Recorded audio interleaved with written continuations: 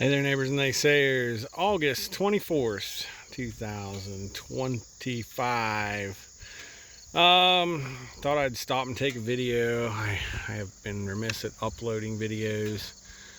But just to show you, this is what rotational grazing does for us. This is our bale yard. There's more as we go out here. So it's a level field, it's right off the road, it's where Dad unloads hay, although as we move into bale grazing more and more, we won't do this. We'll stack what we need per field and go on. But as our old system went, we had to do it this way. So it grows up in a lot of weeds, it's very compacted, it's got a lot of chicory in it, but we just run. Of course, there's 3 different stacks. This nearest one to us was some wet hay. That's why it's spread out, and some old junk hay.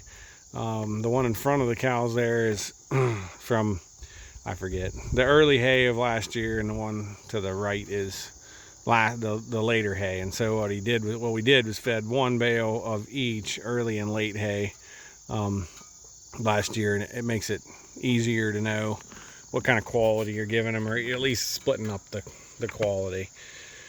I guess I clicked on to several things. I'm late tonight. I had to take the boys for a haircut at Walmart. I gotta admit, I have never had, well, I can't say that I've never had a store-bought haircut. I think twice in my life I've had a store-bought haircut. Once when my grandfather took me to a distant cousin's house that ran a barbershop out of her house in a little hole-in-the-wall town below us here called Glen Robbins. And one other time, and I don't remember when or why, I just remember that I was there. That's all I can tell you. But Mom always cut my hair when I was a kid, and I've cut my own hair for going on 20-some years now. I figure if I can clip a hog, or I can clip a cow, I can clip my own head. I know it just as well as I do the hog or the steer. But anyway, I digress. I'm late tonight. This is about farmers market time, so yeah, I don't have time for videos, but the thought hit me. I'm right out here by the road, of course. This field is below me is 22% slope. When my flatland friends say, how steep is it? I say, well, our steepest crop field was 22% slope. Our steepest pasture field is probably near 40% slope. So as opposed to them, 6% slopes, flat ground or steep ground for them. Here, our flattest field is 6% slope. So that's one. I always love to be up here, but it is near the road. And so this is when I think all my neighbors are probably saying, what's that crazy Finney up to now? And I got to thinking about them tonight and thought, I don't know. After doing all the things that I've done for the last 20 years and moving cows, I don't know how you can enjoy this. I don't know how you can enjoy cattle farming when all you see them is maybe once a week, or in the distance out the living room window or something like that. Like, I'm with them every day, you know. I see them, I know every cow, I see every cow go by. Sometimes that's good, sometimes it's not. We're fighting pink eye bad, and that is all on the ownership, it's all on the management. I just was very, very, very bad at getting them salt and mineral this summer. It's just been too busy. And water from last summer kind of helped with that too. We were still really concerned about water, and so when they go on the pressurized system, we tend to run out, and then when they go on the springs, I don't get it to them when I should, and so they were just way behind on mineral. And so this is totally 100% management. It's my fault. But you know, we're going to weed out some cows because of it. We got some really good cows that don't have pink eye and aren't even showing watery eye. And part of this also is that, I didn't click on it to talk about pink eye, but part of this is it's been so doggone hot. We have let them go to shade, and we've let them go to shade in the same place day after day after day because I was at the fairs, and that always causes problems. An experienced grazer this week was surprised when I told him that I was told fly only lives 24 to 48 hours. If we move them every 24 to 48 hours away from that spot, we're getting ahead of the flies, and that's the way we've always done. But because this summer has been so hot, and because the only fields we had left to graze were the open fields, this is what happens. I need to make a note to graze the open fields as early in the year as I can, and not the the wooded fields, the fields that we can get in the shade. I guess that would help. But anyway, I don't know how they can enjoy this. I mean, we get farmers tell, oh, I'm not going to do that. I don't want to rotate cows. I don't want to build fence. I don't want to spend all that time. Listen, I've built enough fence for 2 days for the cows today in about half an hour, and that included tearing it down. And I built enough for the sheep in an hour today to get through an entire week. So how much did that really take me? And then I get to come up here every night and move cows, see cows, know what they're doing, know who's doing what, and enjoy being with the cows. There ain't nothing I like about it. I mean, I am a good tractor operator, don't get me wrong. I am very good at it, and I'm self-proclaimed very good at it. Do I enjoy any second of it? Not a bit. I don't enjoy any of it. I can do it, I just don't like to. The sound of the tractor and the smoke and the diesel fuel and the cost and all those things just drive me nuts. But I can come up here on the four-wheeler and move cows and know what I did, just made money. One way or the other, I made some money on this deal. So that was one of my thoughts. And my other thought, here in Eastern Ohio, I feel like the old Bernie Sanders joke. It's time once again to talk about drought.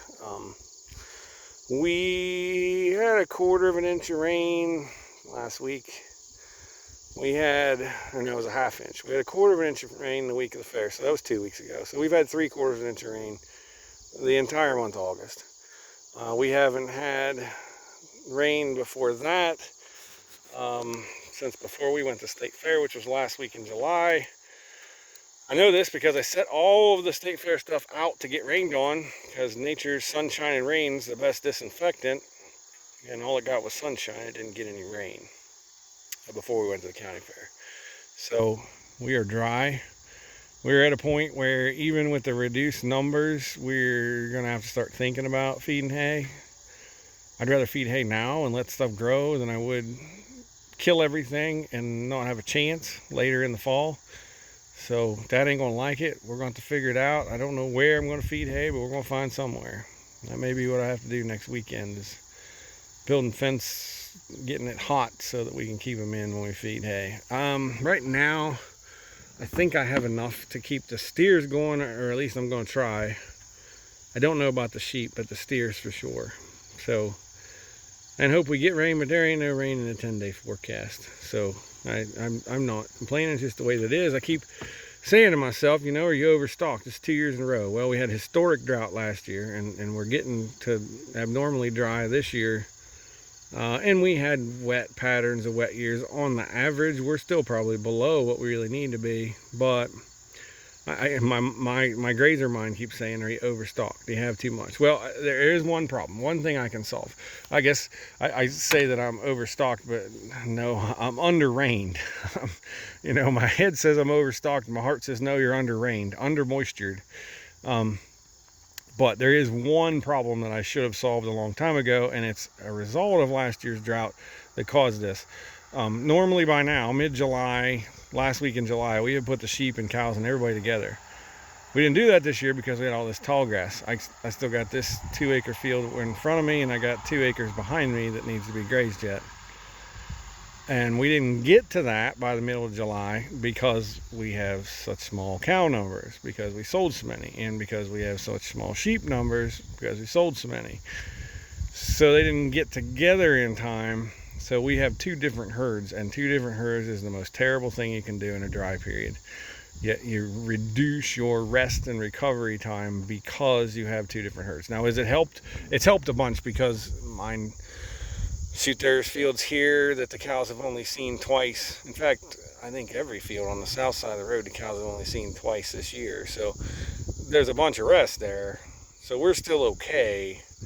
But it would have been a whole lot better had we had them together back in July and not now. And in the future, I'm thinking seriously about figuring out how to mow whatever percentage I need to get everybody. What I'd like to say is get it by the last day of the year, get everybody together, or the longest day of the year, get everybody together, but at the latest by the 15th of July, so that everybody was together by the time I went to State Fair. So I only had one group of things to have to worry about. That's kind of the plan. That will help a little bit. I mean, the other alternative is get rid of the sheep, and that has been discussed. Sheep are just too profitable to want to throw away, and I don't know. I couldn't stand to get rid of the guard dog. That would be the problem. So I don't know. It's dry, and I guess these are the challenges you look forward to, or you ought to. When you look back, you say, "Well, wow, we did all right. We made it through that okay." It's going to be rough. Cow condition still isn't great, and now we're going to put them back on hay. So we're going to do some things to make sure your cow condition stays up. Molasses, I would guess. Some other forage if I can. Soy hull pellets if I can. I don't know, just a bunch of stuff, non-grain stuff, but I'm gonna have to really consider, and the first step of that is to take some hay tests. So anyway, pray for rain. I hear there are parts of the country that are getting a whole lot of rain. I'd love to have a little bit of it, and you guys can dry out a little while, but that's not how this goes. We'll get through it one way or the other. So with that, I'll say, we'll see you next time.